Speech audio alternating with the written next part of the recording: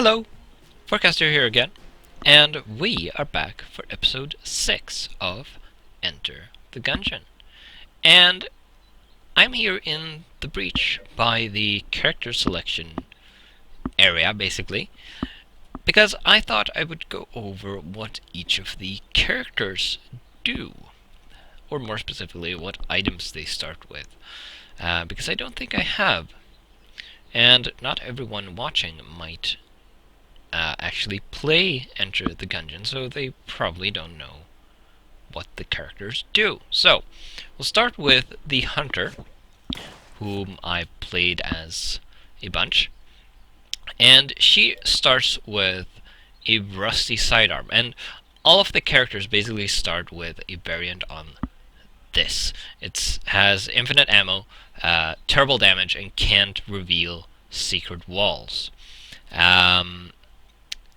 The Hunter, however, also starts with a crossbow, which is a single shot then reload weapon with more damage than this thing at least, but it has limited ammo.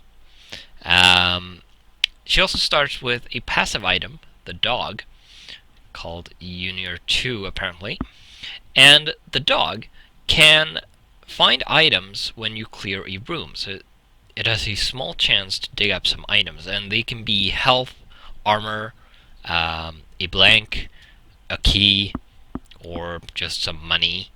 And sometimes or usually it doesn't find anything, even if it looks like it does, I think. The dog also will bark when you are in a chest room that contains a mimic instead of a chest, which is handy. Because those can really surprise you. So, moving on to the convict, she starts with a shotgun, a sawdust shotgun, and it's a shotgun.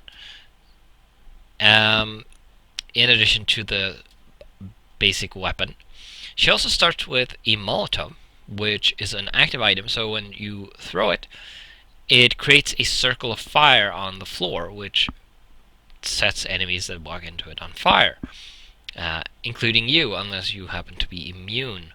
She also starts with a photo as a passive item, which basically gives you an enrage effect when you get hit, which increases your damage for a short time, like it says right here. Then we have the pilot, who does not have an additional weapon. Instead, he starts with an active item called Trusty Lockpicks, and this allows you to attempt to unlock chests and I believe also doors that happen to be locked. I don't think special doors like the NPC unlock cells are included in this. You still need a special key for those, I'm pretty sure. But you can unlock regular chests, for example. However, when you use this, there is a chance that you will break the lock, whereupon a red X will appear over it. And when you've done that, you can't open it using a key anymore, even if you happen to find one. The only recourse to this is to shoot the chest, which, if you don't know, might produce garbage instead of the item that was actually inside of the chest. So that is a bad thing you want to avoid. So you should only use this if you don't have any keys or are saving keys for something you know is better than a chest. He also has the hidden compartment item, which gives you an extra slot for an active item. You can normally only have one. It also increases your maximum ammo capacity for all weapons, I believe. And he also has this, which basically gives you a discount in shops, which can be handy. And finally, at least among the characters that I have unlocked so far, I think you can unlock more characters as you go along deeper into the Gungeon. We have the Marine. Now the Marine has an active item called Supply Drop, and this basically spawns an ammo crate somewhere nearby, which you can pick up and refill a weapon with. And then he has the military training item, which as you can see here, gives you better reload speeds and weapon accuracy. So that's that. And I believe today I'm going to play as the Marine. Starts with a piece of armor, which is handy as well. We are just going to head straight down into the Gungeon. I have played one run since the last episode, and I managed to defeat the first floor boss, which was the Gatling Gull in this case, and I got 2 hegemonic credits for that, which is the only change since the last episode. And the reason I did this was to try to find out if I could improve the frame rate somewhat, which it seems that I have. Because when I attempted to record that, it didn't go very well. Oops. It is nice that you still dodge, even if you roll into a wall and don't actually move any.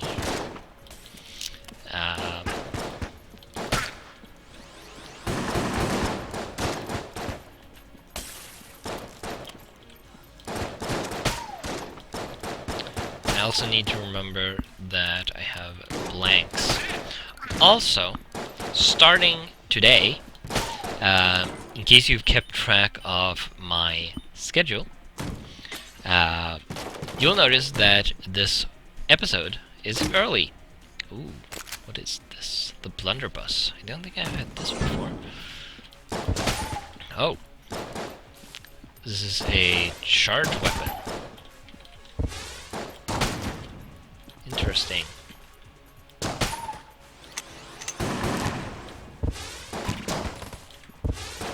And the bullets apparently can bounce.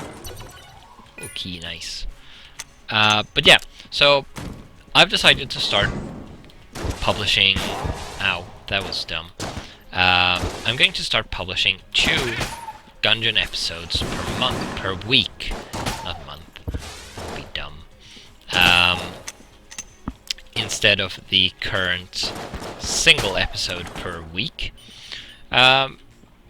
Because I realized that these are relatively easy to record. So I can probably handle outputting more of them. Ooh, Master of Unlocking. That sounds nice. I would also like this. Keys.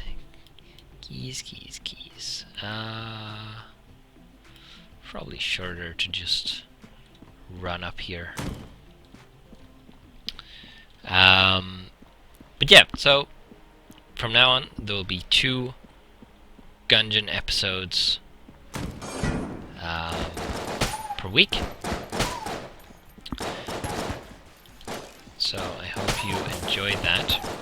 And the main reason I want to do that is to let me play this game more, so I get more chances to improve.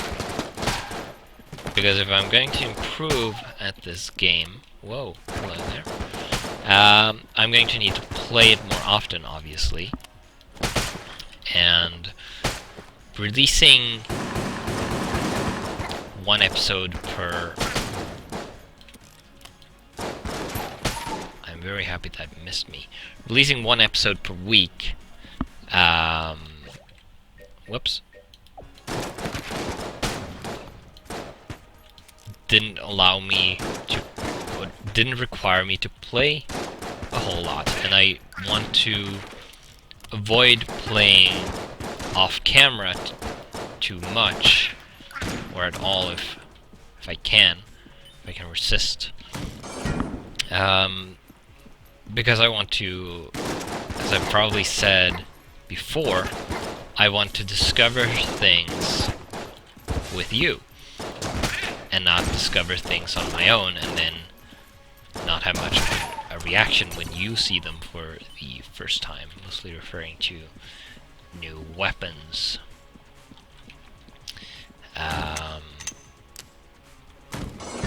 So yeah, if it turns out that... Oh, okay. What is this?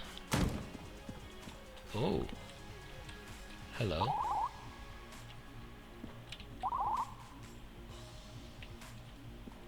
Okay. I guess that's some sort of healing thing. What was I talking about? I don't even remember. Oh. This is new. Be prepared.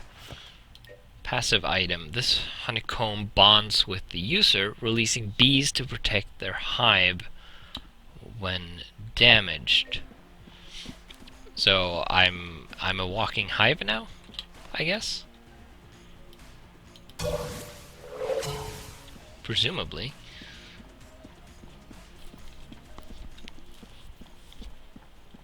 Well, okay, so if I get hit, some bees will release and presumably attack nearby enemies. I don't need that. Is that all the floor? Yes. Let's pop down to the shop.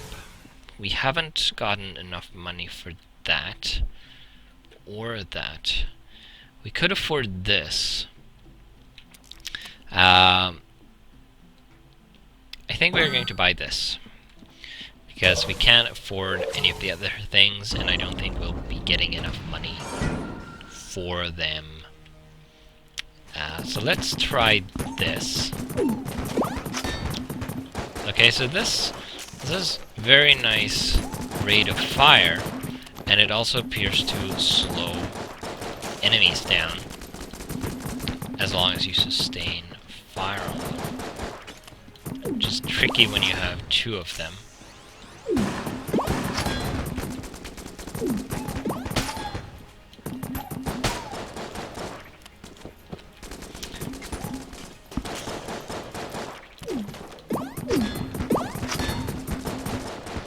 I still need to remember that I have blanks, and I should use them.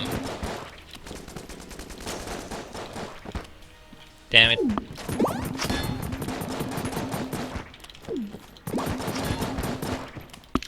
Well, I didn't really have time to use one there, unfortunately. Come on. One of you die, please. Look like a frozen one. Maybe they just look like that when they die from this weapon.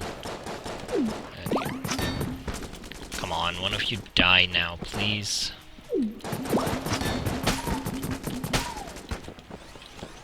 Dang it. Those bees do a lot of damage, actually. Yes, yes. Ow. Well, this is going downhill. Don't...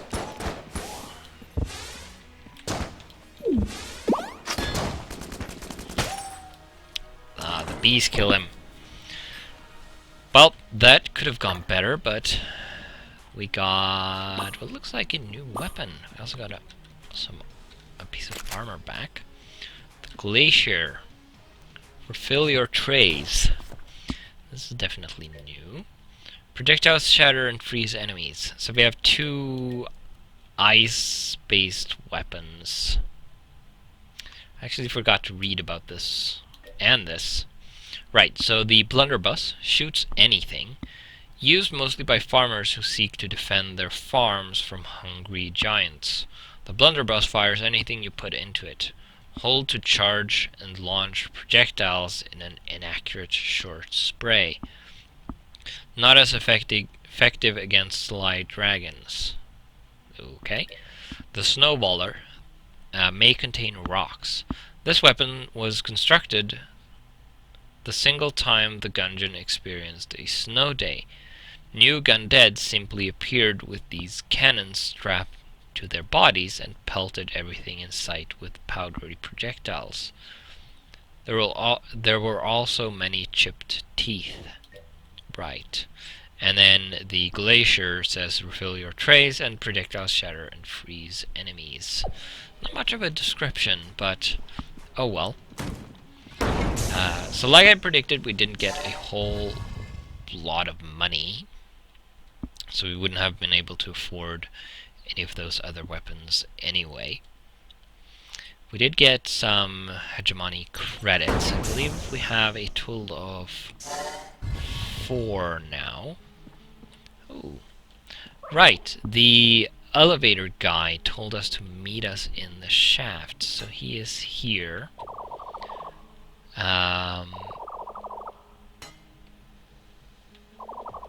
We need 3 blanks. So we need to find another blank, and I guess I need to avoid using them. Which is kind of the opposite of what I said I would do. Since I said I would be using them. Okay, so this weapon is kind of interesting. Apparently it destroys projectiles, which is quite nice. It also has pretty good damage by the looks of it. Ah, that was silly. Another case of dodging alongside the project. Where did that come from? Oh, the shots bounce. Okay, we got the wind-up gun, which is not amazing.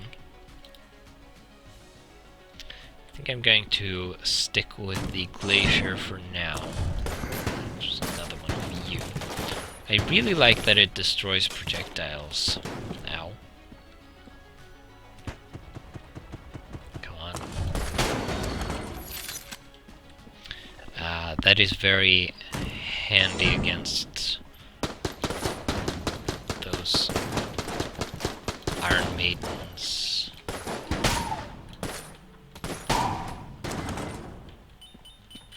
That would have rebounded and hit that ghost. Would have been interesting.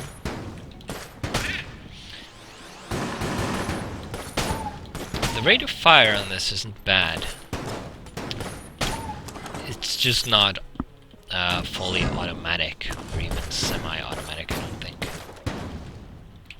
Yeah, I really love that it just there's an explosion that destroys projectiles.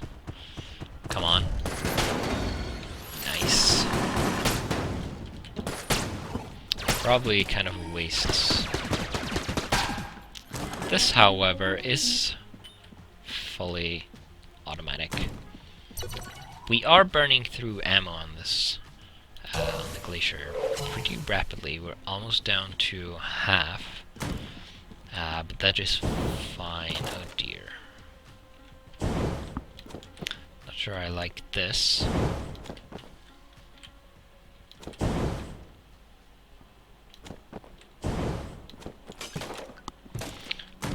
Well, that went reasonably well.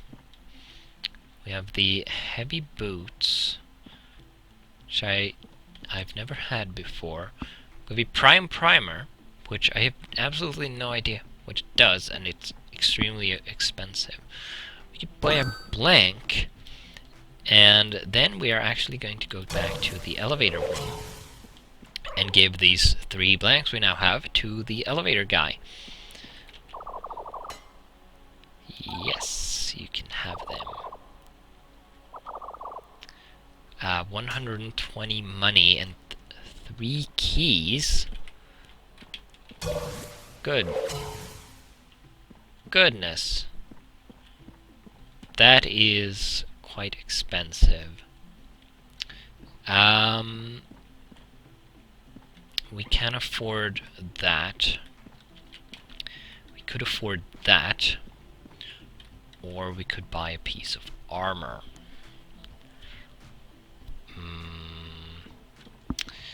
I'd rather have the key, because they are more useful. I'm probably going to save it for a chest. I don't plan on giving any keys to the elevator guy right now.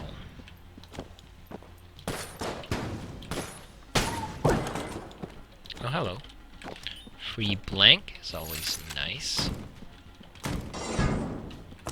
What's in here? Oh. Oh dear.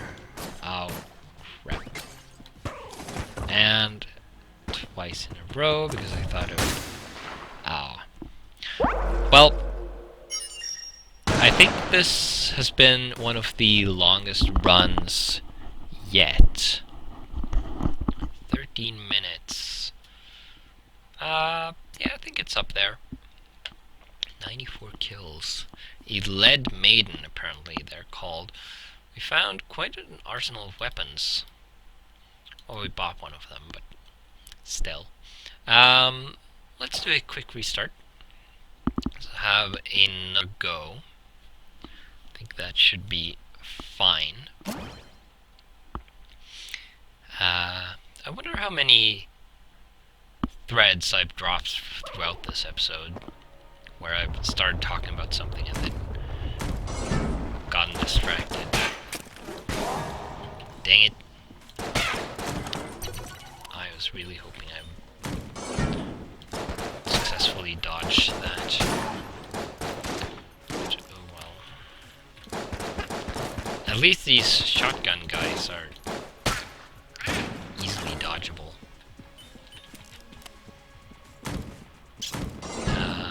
But yeah. Still loads of room for improvement, obviously. Still need to learn to use the dodge, use it correctly, don't dodge in the wrong direction along the path of bullets. You dodge against the bullets, and I have to remember to use my blanks. Nice free key and a whole bunch of minor currency. Now I would assume that the blanks that we gave to the elevator guy are not wasted, that he keeps those.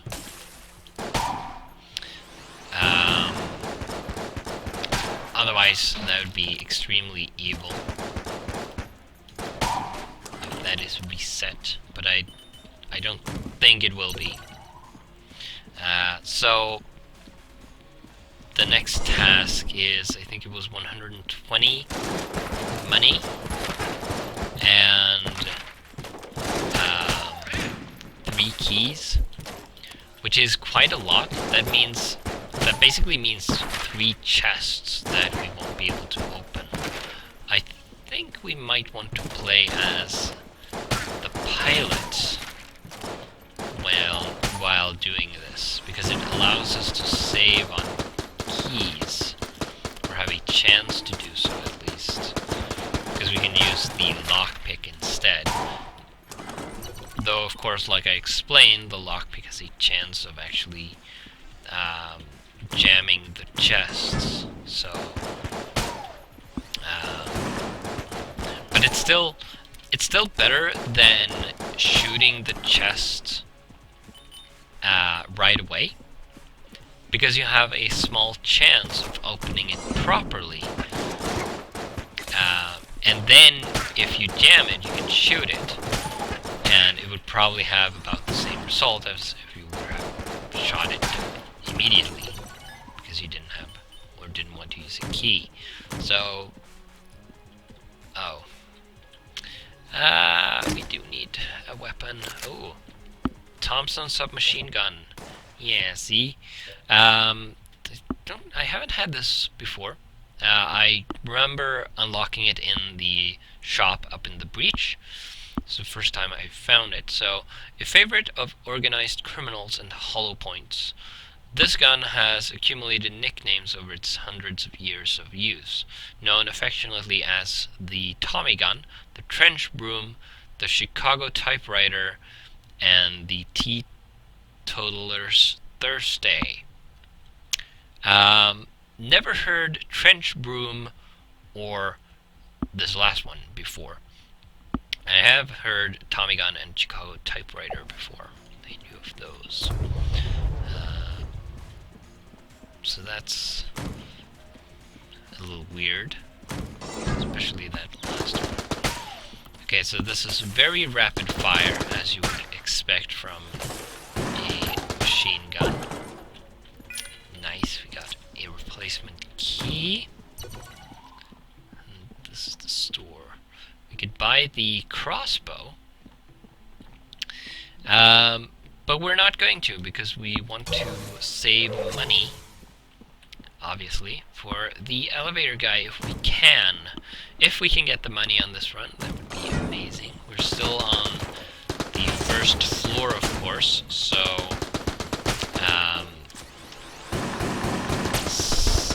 getting the money when we get down to the second floor, we will see the where we'll be able to talk to him, because he's in the second floor entrance elevator shaft.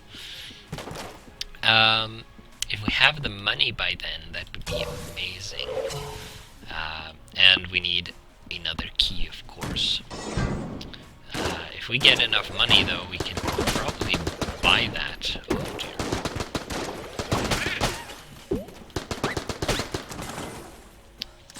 That went fairly well. I did... Oh, come on.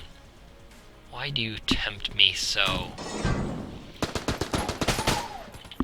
Should we shoot that chest? I kind of want to, but it's a green chest. It'll probably have something amazing in it. Maybe. No. We'll open it. Oh, it's only a passive item. Homing bullets. That might actually be really good with the Thompson. First invented by the Grey Mouser to cheat at one of Winchester's games, though Winchester eventually caught on and rebuilt his targets to appear friendly. These bullets are still exceptionally useful. Okay, so the Tommy gun doesn't have amazing accuracy, but still pretty good. But with homing bullets, presumably, we can compensate for that quite amazingly.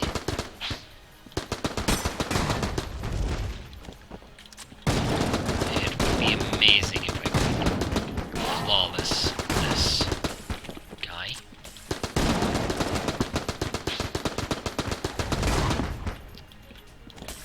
Unfortunately, it seems he's immune to his own fire. But I most certainly am not. And that was my last blank. Oh dear. Dang it. Well, no flawless for me. But still, lasting that long taking any damage is still pretty good. And that would have lost me another half heart, probably, if I hadn't killed him just then. Whoa. Okay. I did not expect that to happen. Wax wings. I have had this item before. Just lets me fly, which basically makes me immune to pits. So, okay, so the homing bullets didn't seem to do a whole lot. Maybe they only activate when you fire to the side of targets. I am not sure at all. But yeah, so we don't have enough money. We don't have enough keys yet. Ow. That was stupid damage.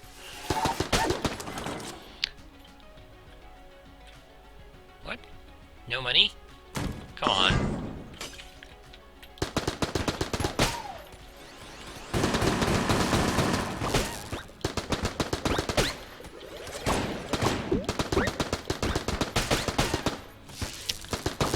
Looks like they're a little low.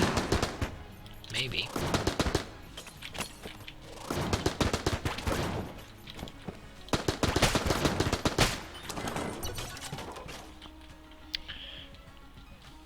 Really skimping out on the money rewards, Gungeon. I would appreciate it if I got something. And by something I mean keys or money. Keys and money. No, not blanks.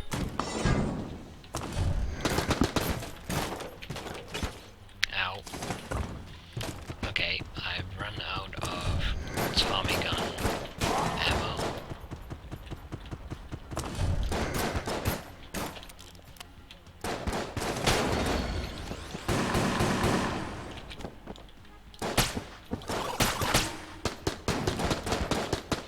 Did not see that ghost. I did not see that ghost. Probably has something to do with it being a ghost, but still. Whoops, daisies. These guys aren't terrible.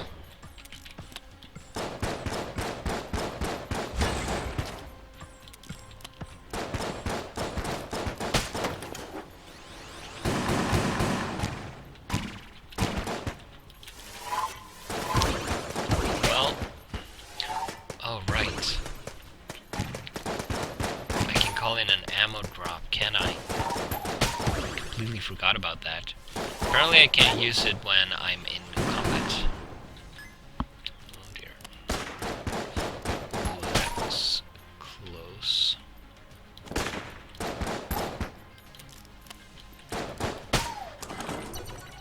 Right. Oh, you have to be holding a weapon that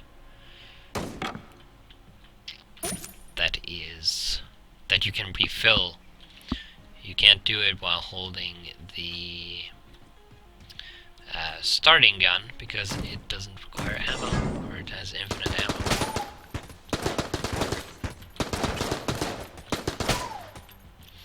So now I get to use my Tommy gun again. Take more stupid damage, of course.